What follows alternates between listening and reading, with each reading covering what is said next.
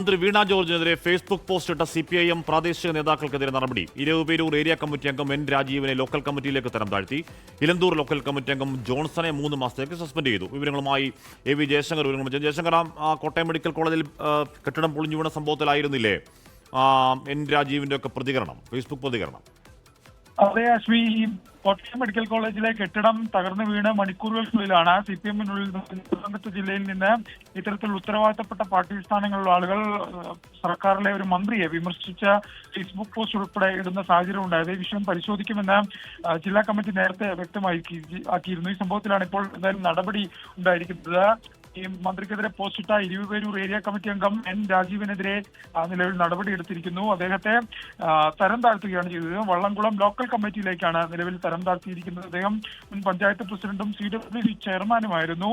ഈ നടപടി നിലവിൽ ജില്ലാ കമ്മിറ്റിയെ അറിയിക്കുകയും ചെയ്തിട്ടുണ്ട്. ഒപ്പം തന്നെ ഇലന്തൂർ ലോക്കൽ കമ്മിറ്റി അംഗം ജോൺസണെതിരെയും നടപടിയുണ്ട്. ജോൺസനെ 3 മാസത്തേക്ക് സസ്പെൻഡ് ചെയ്യുകയാണ് ചെയ്തത്.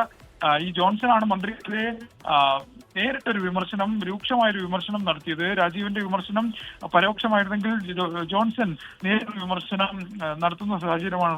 പരീക്ഷയിലാണ് ഇപ്പോൾ എന്തായാലും നടപടിയുള്ളത്. കൂടുതൽ പേർക്കെതിരെ ഈ വിഷയത്തിൽ നടപടി സ്വീകരിച്ചിട്ടുണ്ടെന്നാണ് പാർട്ടി പറയുന്നത്. എന്തായാലും ഇത്തരത്തിൽ പാർട്ടിയുടെ മന്ത്രിക്കെതിരെ ഇങ്ങനെ സമൂഹ മാധ്യമങ്ങളിൽ പാർട്ടി ചില കാര്യങ്ങൾ നടത്തിയില്ല, അതിനെതിരെ കർശന നടപടി ഉണ്ടാകുമെന്നാണ് പറഞ്ഞത്.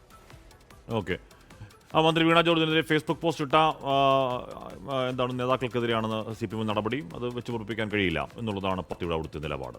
ലോകത്തെവിടെയായാലും ഏത് സമയത്തും 24 വാർത്തകളും ഓഗ്മെന്റഡ് റിയാലിറ്റി പാക്കേജുകളും എക്സ്പ്ലെയിനറുകളും വിശദമായി കാണാൻ ഞങ്ങളുടെ YouTube ചാനൽ നിങ്ങൾക്ക് സബ്സ്ക്രൈബ് ചെയ്യാം.